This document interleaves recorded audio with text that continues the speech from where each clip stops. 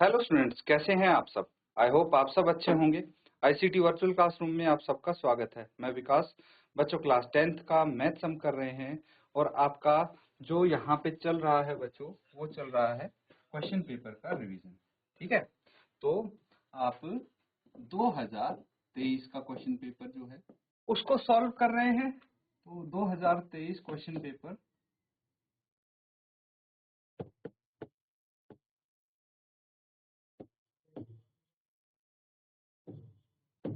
Solving.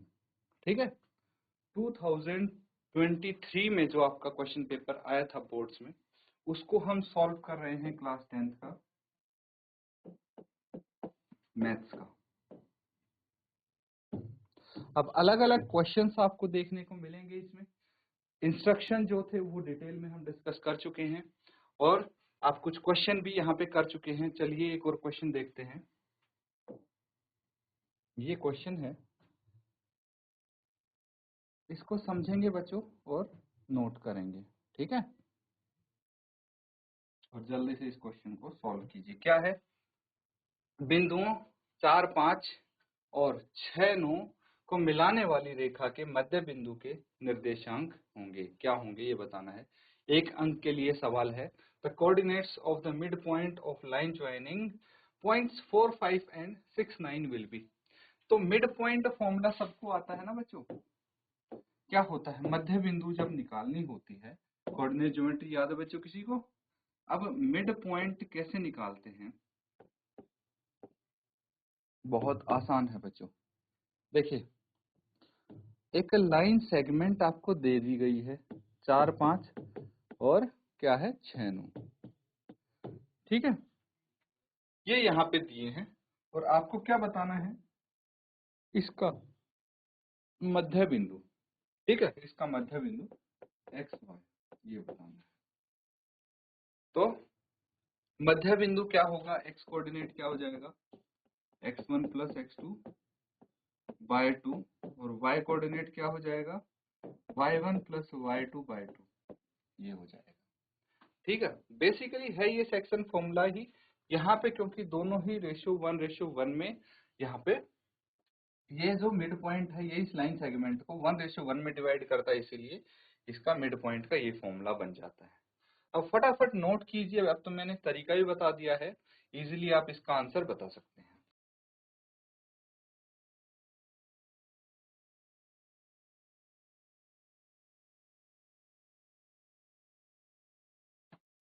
ठीक है बच्चों, क्वेश्चन काफी इजी है। देखिए यहाँ पे आपका x1 y1 तो ये हो गया है ना, एंड x2 y2 यहाँ से पता लग गया आपको। तो x1 कितना है, x1 है 4, x2 कितना है 6/2, दैट इज ये x आ जाएगा, x कोऑर्डिनेट 4 और 6 10 बटे 2 आ गया 5 है ना। y कोऑर्डिनेट क्या आ जाएगा बच्चों, y1 है 5 और y2 है 9 बटे 2, 9 और 5 14, 14 बटे 2 7 आ गया। तो क्या आ जाएगा, x कोऑर्डिनेट 5 और y कोऑर्डिनेट 7, 5 7 कहाँ पे है, ये रहा। This is your correct answer. तो पार्ट 2 है आपका correct answer, that's it, note कर लीजिए।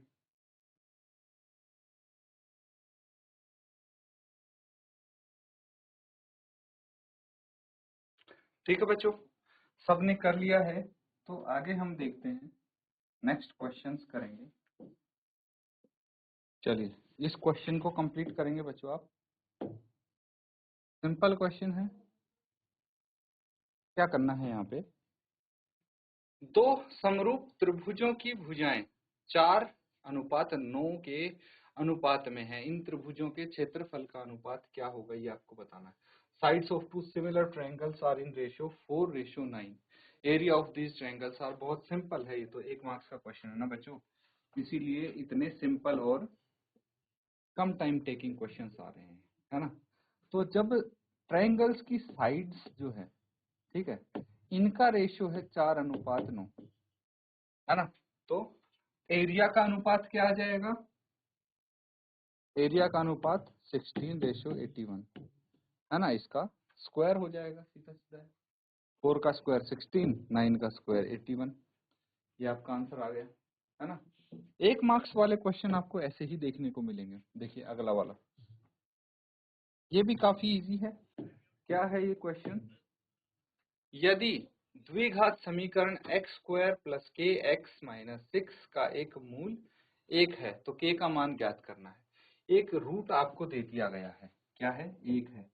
कितने रूट होने चाहिए? अगर ये द्विघात समीकरण है तो 2 रूट होने चाहिए। कितने? 2 रूट होंगे यहाँ पे, लेकिन एक रूट आपको, एक रूट की वैल्यू दी गई है जो कि 1 है। आपको क्या बताना है? k का मान बताना है। यहाँ पे k दिख रहा है ना आपको, इसकी वैल्यू बतानी है। बहुत सिंपल है, क्या करेंगे? x की वैल्यू रखेंगे और k की वैल्यू आ जाएगी। नोट करके सॉल्व कीजिए इसको।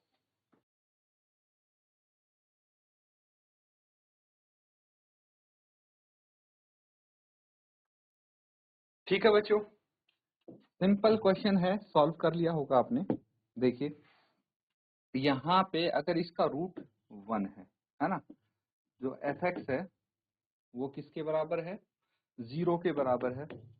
And here x is equal to 1, इसका रूट क्या है? एक रूट 1 है। तो अगर मैं f की वैल्यू 1 रखता हूँ, दैट मीन्स जो ये है x की वैल्यू 1 रख दिया यानी x स्क्वायर, है ना, तो इसकी वैल्यू क्या आ जाएगी? क्या है आपके पास? fx वैल्यू लिख लेते हैं पहले, है ना, क्या है? X square plus k x minus 6 is equal to 0। देखिए मैं आपको पूरा प्रॉपर तरीके से सॉल्व करके दिखा रहा हूँ। ये आपके मल्टीपल चॉइस क्वेश्चन है, ठीक है। आप इनको अगर आता है तो सीधा सॉल्व करके आंसर टिक कर सकते हैं, कोई दिक्कत नहीं है। अब देखिए यहाँ पे x की वैल्यू क्या है?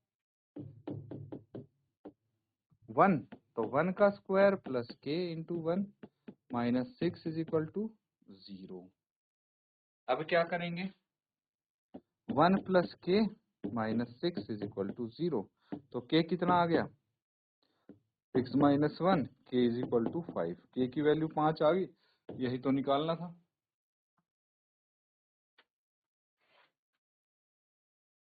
ठीक है बच्चों, ये भी सिंपल है आपका क्वेश्चन। 1 मार्क्स में आपके बहुत बेसिक क्वेश्चन आएंगे, फटाफट इसको भी कर लेते हैं। क्या बोला गया है? एक पासे को एक बार फेंका जाता है, एक सम संख्या प्राप्त होने की प्रायिकता होगी। A die is thrown once, the probability of getting an even number. सीधा मैं प्रोबेबिलिटी निकाल देता हूँ, ठीक है।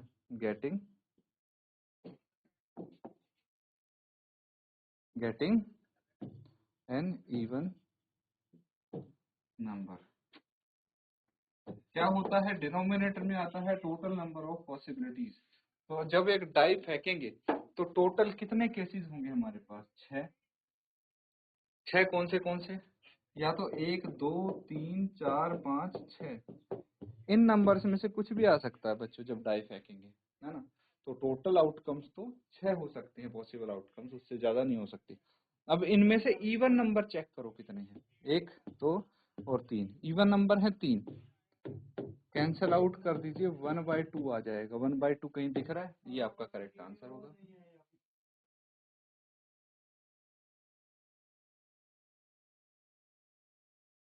ठीक है बच्चों, चीजें समझ में आ रही हैं आपके? अब देखिए ये एक क्वेश्चन है। अब किस टाइप के क्वेश्चन आपके सामने आ रहे हैं? ये भी 1 मार्क्स के क्वेश्चन है, लेकिन ये आपके मल्टीपल चॉइस एमसीक्यूज नहीं है। मल्टीपल चॉइस क्या होते हैं? अभी तक आप देख पा रहे थे कि क्वेश्चन है, उसके बाद 4 विकल्प आपको दिए जाते थे, उनमें से एक सही विकल्प पे टिक करना था, सही विकल्प चुनना था। इसमें ऐसा कुछ नहीं है बच्चों, इसमें आपको खुद आंसर लिखना पड़ेगा, है ना। तो नोट करेंगे इसको और फटाफट बताइए कि इसका क्या आंसर होगा। क्या बोला गया? परिमेय संख्या 23/2 की पावर 3 इंटू 5 की पावर 3 का दशमलव प्रसार शांत है या अशांत है, यानी ये टर्मिनेटिंग है, नॉन टर्मिनेटिंग है, ये आपको बताना है। नोट करके जल्दी से आंसर बताइए।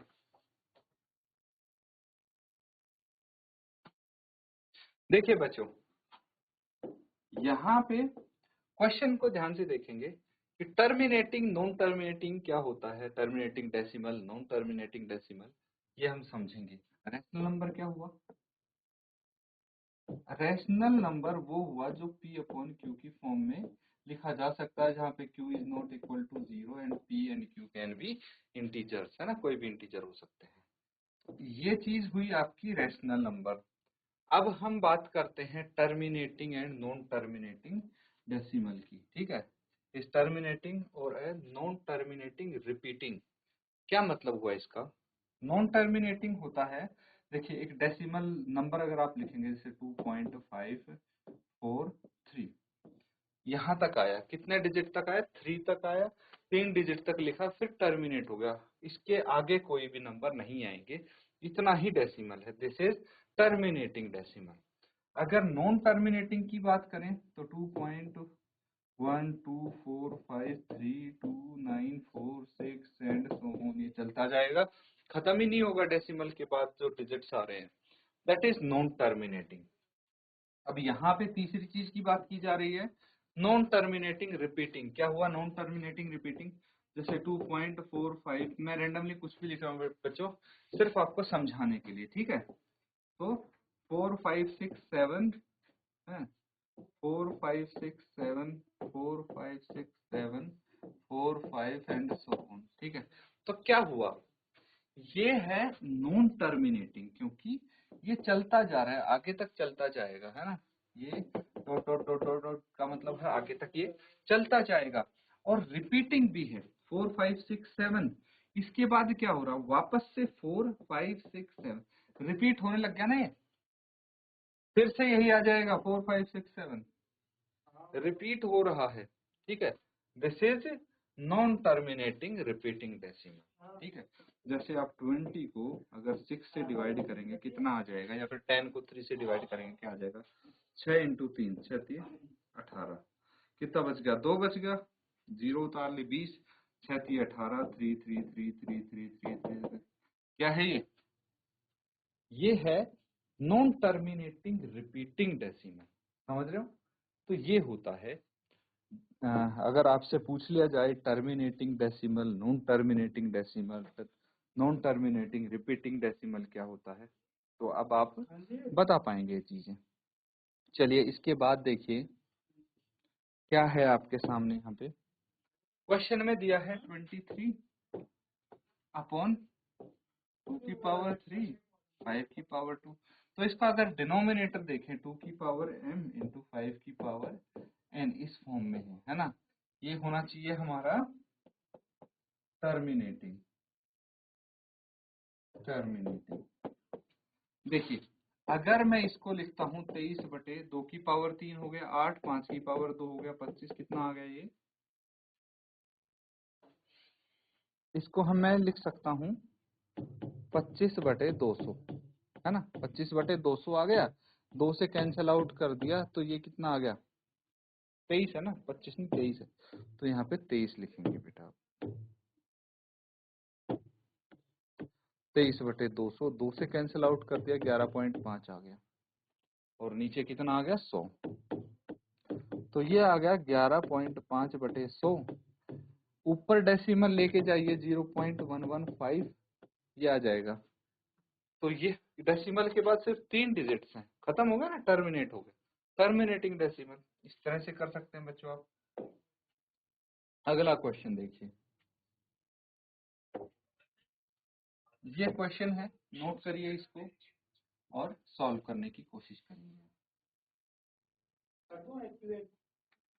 क्या है क्वेश्चन, द्विघात समीकरण ax² plus bx plus c is equal to 0 के मूलों की प्रकृति क्या होगी यदि b² minus 4ac is equal to 0। What will be the nature of the roots of the quadratic equation ax² plus bx plus c is equal to 0 if b² minus 4ac is equal to 0। चलिए note करके फटाफट बताएंगे आप इसका answer.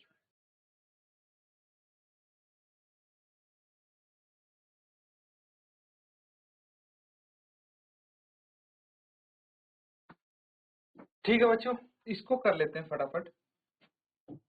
यहाँ पे आपको कोई भी इक्वेशन दी जाए, है ना, कोई दिक्कत नहीं है, plus bx plus c is equal to 0, ये इक्वेशन दी गई है और आपको बोला गया है, क्या बोला गया है कि b² माइनस 4ac क्या होता है ये, ये होता है 0 के बराबर।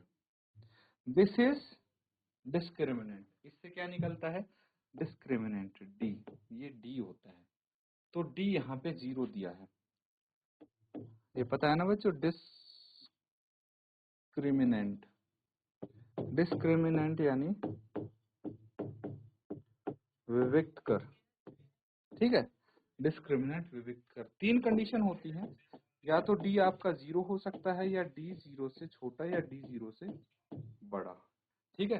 ये 3 कंडीशन हो सकती हैं। इन 3 कंडीशन में क्या क्या हम लिख सकते हैं ये समझ लीजिए। अगर d इज इक्वल टू 0 होगा तो किस टाइप के रूट्स आएंगे? 2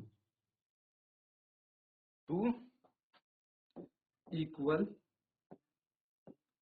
एंड रियल रूट्स, 2 समान और वास्तविक मूल हमें प्राप्त होंगे इस केस में। यहाँ पे d अगर 0 है ना, 0 गिवन है, तो ये वाली कंडीशन हो जाएगी, 2 समान और वास्तविक मूल प्राप्त होंगे। उसके बाद d अगर 0 से छोटा है तो 2 डिस्टिंक्ट एंड रियल रूट्स। तो 2 अलग अलग होंगे लेकिन रियल वास्तविक रूट्स होंगे, ठीक है। तीसरी d इज ग्रेटर देन 0 है, तो अगर d ग्रेटर देन 0 है तो क्या हो जाएगा? 2 डिस्टिंक्ट यहाँ पे बोला गया है, तो ये हो जाएगा नो रियल रूट्स। यहाँ पे रूट्स आएंगे ही नहीं, नो रियल रूट्स, कोई वास्तविक मूल यहाँ पे नहीं प्राप्त होंगे। ये 2 कंडीशन मैंने बता दी है, लेकिन आंसर जब लिखेंगे तो यहाँ पे यही आएगा, क्योंकि d इक्वल टू 0 है। समझ गए ना बच्चों? तो इसको आप नोट डाउन कर लेंगे। तो ठीक है बच्चों, इसी तरह से आप क्वेश्चंस प्रैक्टिस करती रहिए इस क्वेश्चन पेपर के। इसी के साथ आज का सेशन यहाँ पे एंड करेंगे। Thank you and have a nice day.